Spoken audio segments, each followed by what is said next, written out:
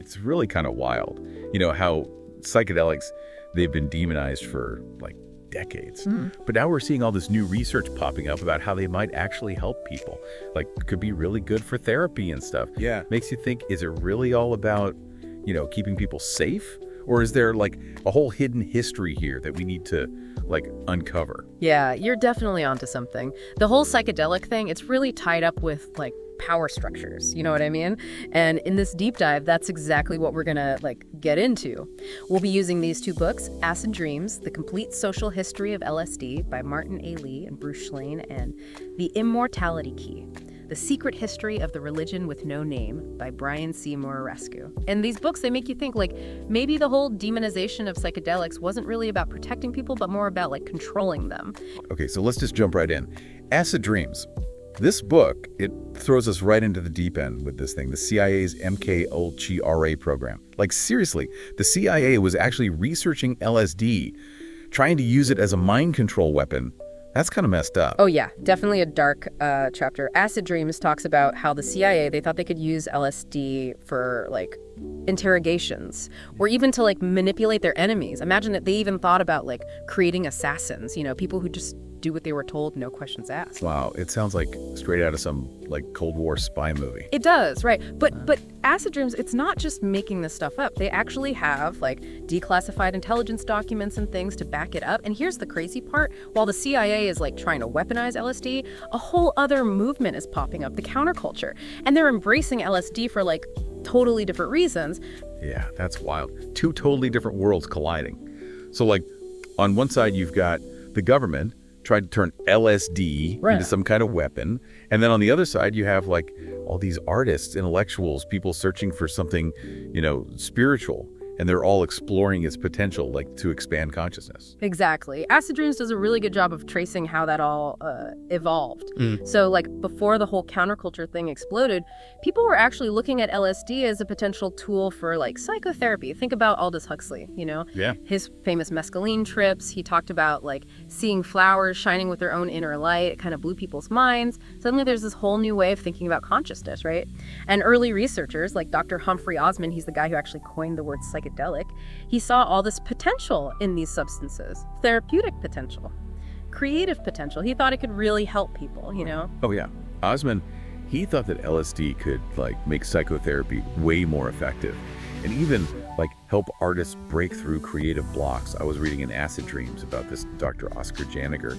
He actually gave LSD to artists like Jack Nicholson and Anais Nin to see how it affected their creative process. Can you imagine like being in one of those sessions? I mean, who knows, right? But I bet it was pretty insightful. But then things kind of take a turn. You've got Timothy Leary coming onto the scene. He goes from being this Harvard psychologist to like this counterculture icon, and he's out there advocating for everyone to use LSD.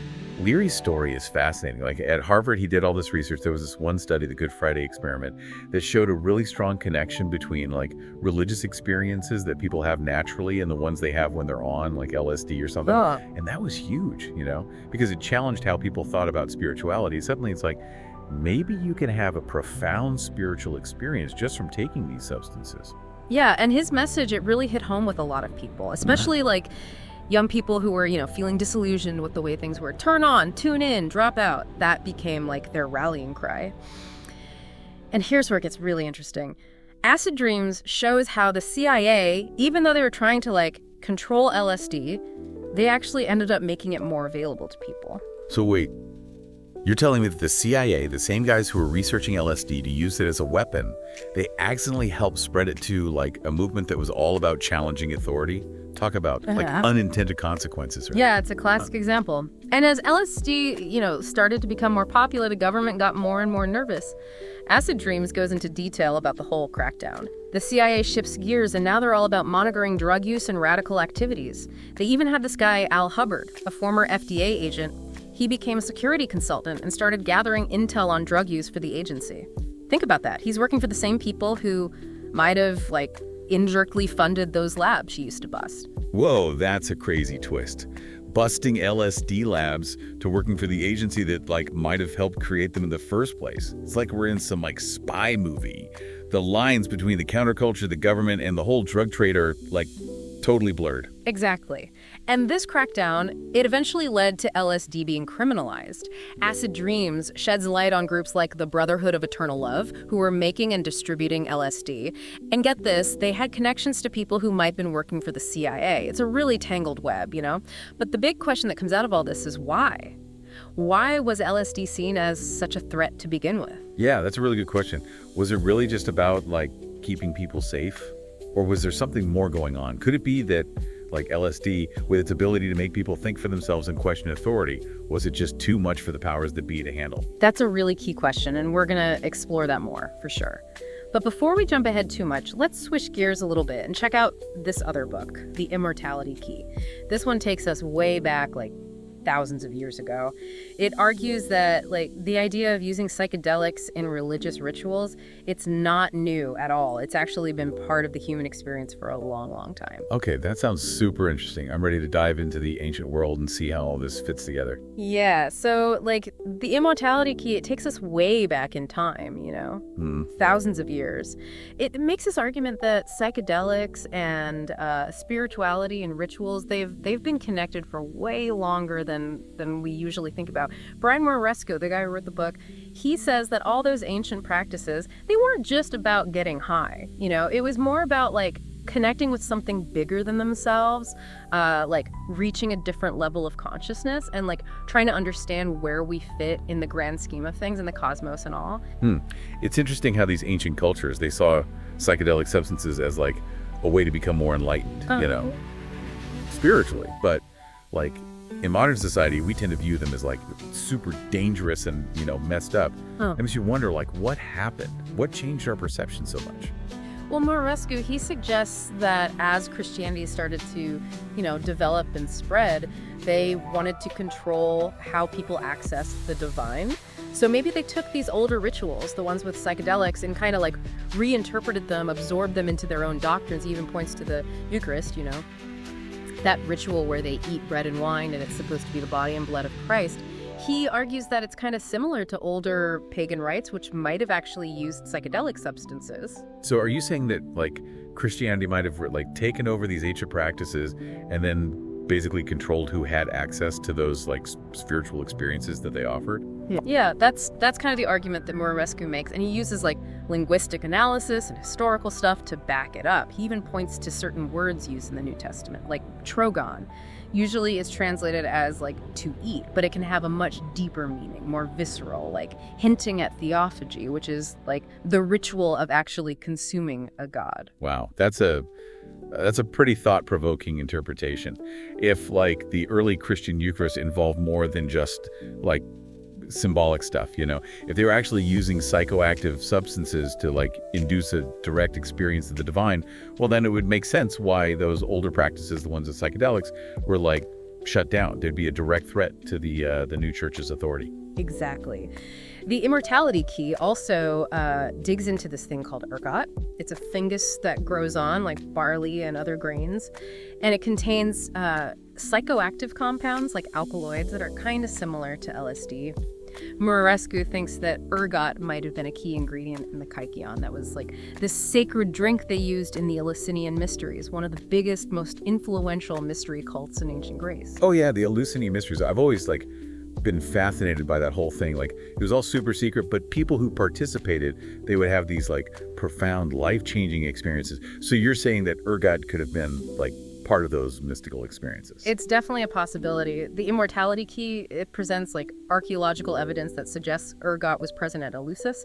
Plus, they had these specific vessels and rituals that seem to align with like how you would prepare ergot-based drinks. It paints a pretty compelling picture, you know. So we're seeing this pattern, right? It seems like psychedelic experiences have been like deliberately suppressed throughout history, maybe because they threatened whoever was in power, whether it was, you know, political leaders or religious authorities. It kind of connects back to what we were talking about earlier with the CIA and their whole like mind control thing. Both instances point to this like deep-seated fear of what these substances can do, like their power to challenge the status quo and, disrupt things. You're spot on. It's not just about like the dangers of drugs, like people getting hurt or whatever. It's about controlling the narrative, like controlling how people see the world, and ultimately like holding on to power. If psychedelics can, help people see the world in a totally different way, a way that like questions the way things are and empowers individuals, then yeah, it's no wonder they've been met with so much resistance. We've been talking a lot about LSD and those ancient rituals, but the immortality key, it actually looks at like a whole bunch of different psychoactive substances across different cultures and like different time periods.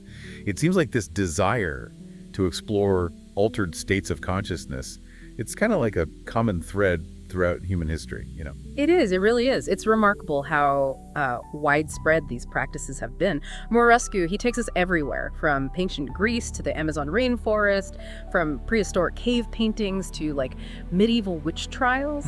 And he's showing us this long, often hidden history of humans searching for altered states of consciousness using all sorts of plants and fungi. So like this urge to explore what consciousness is, to connect with something beyond our everyday reality. It seems like it's just a part of being human. And yet, like we've seen, these practices have been like demonized and pushed underground again and again. Yeah, it's like this constant battle, between control and exploration, between people who are afraid of what they don't know and people who are like drawn to it. The immortality key, it argues that this conflict is still happening today, like scientists are rediscovering the potential of psychedelics to help people heal, and that's challenging like long-held beliefs and facing pushback from institutions that, benefit from keeping things the way they are. You're talking about all this new research on psychedelics, right? Yeah. Like using psilocybin and MDMA to treat things like depression, addiction, PTSD, stuff like that. It's really encouraging to see that happening. But it also feels like we're walking this tightrope, trying to balance the potential benefits with like all the baggage from the past and all the like societal fears. You're absolutely right. That's exactly it. This research, it's coming up with some incredible results. It's showing that psychedelics, when they're used in a safe, controlled setting, they can have a really powerful healing effect on people. They can help people find meaning, find purpose, even when they're dealing with like a terminal illness. Think about those studies at Johns Hopkins and NYU, the ones Morescu talks about in The Immortality Key. They found that psilocybin can create these mystical experiences that lead to lasting positive changes in people's lives, even like reducing their fear of death. Yeah, those findings, they're like groundbreaking, Yeah. They really challenge how we think about consciousness, about spirituality, about the nature of reality. They make us rethink our whole relationship with these substances and what they could offer us. And that brings us back to the big question, right?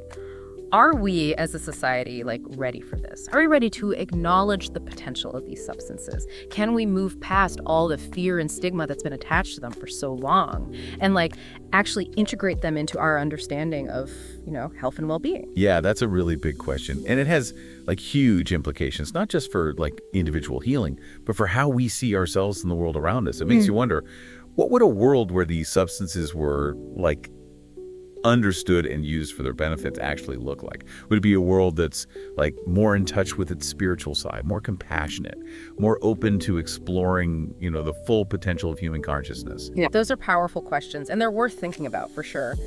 Both of these books, Acid Dreams and The Immortality Key, they're asking us to take another look at our assumptions about psychedelics, to consider that maybe, just maybe, we've been misled by this narrative built on fear and control. They're inviting us to reclaim our right to explore our consciousness, to seek connection with, the divine, however we choose to define that. It's about taking back our agency, our right to seek knowledge, to question authority, and to tap into that transformative power of experience.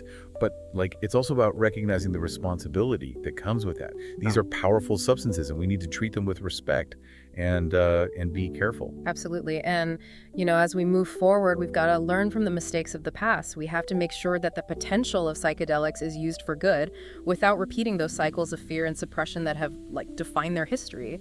It feels like we're at this turning point. We're on the verge of a whole new era of understanding. But the path ahead, it's not clear. Will we hold on to fear and control, or will we choose curiosity and possibility? This is something we're going to explore more as we, continue this deep dive. It's crazy, right? We started with the CIA and mind control, and now we're talking about ancient Greece and the origins of religion. It all seems so, connected somehow. It is. It really is connected. This whole story, it's not just about, like, the drugs themselves. It's about the power of ideas and how, experiencing different states of consciousness can, like, challenge the way things are. Acid Dreams does a really good job of showing that. Like, remember Allen Ginsberg? He actually wondered if his own psychedelic experiences were, like, part of some CIA experiment or something. Yeah, that's, like, seriously creepy. It shows you how paranoid everyone was about LSD back then, and, like, how far the government was willing to go to, maintain control. Okay. But then they just, like, dropped it. The CIA, I mean. They stopped researching LSD right when the counterculture was, like, embracing it. Why'd they do that?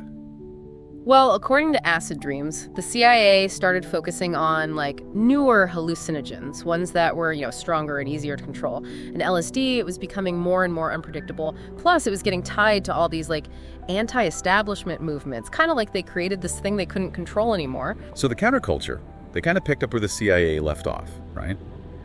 But with a totally different goal. They weren't trying to, like, control people's minds. They were all about expanding consciousness, personal freedom, breaking free from societal norms. Acid Dreams, it really captures that whole era, Ken Kesey and his bus full of merry pranksters, Haight-Ashbury, becoming, like, the center of the counterculture. It was this huge shift in, like, social and cultural consciousness, and music especially reflected that, like the Beatles. And Bob Dylan, he was literally described as, like, LSD on stage. It was a wild time. Absolutely. And then you had groups like the Diggers, They were all about free food, free love, no more hierarchies. They were like the embodiment of that radical spirit. They saw psychedelics as a way to, escape the money game and create a more authentic way of living based on community. It makes you wonder, like, can we recapture that spirit today, that sense of, like, generosity and sharing? Yeah, that's a good question. But, that idealistic vision of the counterculture, it couldn't last forever. The government, they cracked down on LSD hard. Acid Dreams talks about that, the propaganda, the raids, the arrests, how the media turned LSD into this, like, monster. It created this whole culture of fear. It's kind of messed up when you think about it. The CIA might have helped make LSD more accessible in the first place, and then they turn around and declare war on it. Right. Talk about, like, unintended consequences. But Acid Dreams, it goes deeper than that.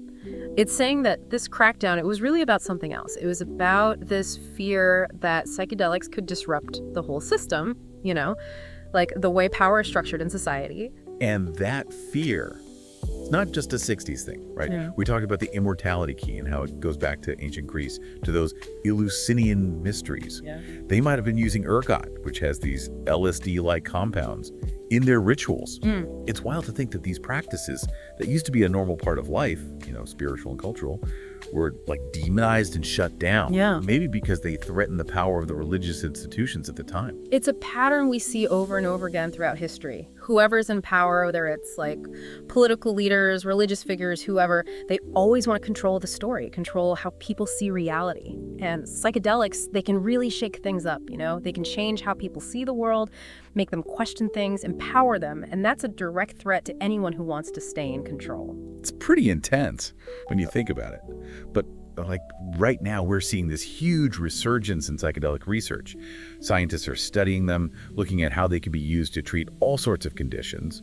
And it's happening alongside this growing awareness of how these substances have been, like, suppressed throughout history. Maybe we're finally at a point where we can, reevaluate our relationship with psychedelics. Think about what role they could play in society. Yeah, I think you're right. This could be a chance for us to, like, learn from all the mistakes that were made in the past and find a new way forward.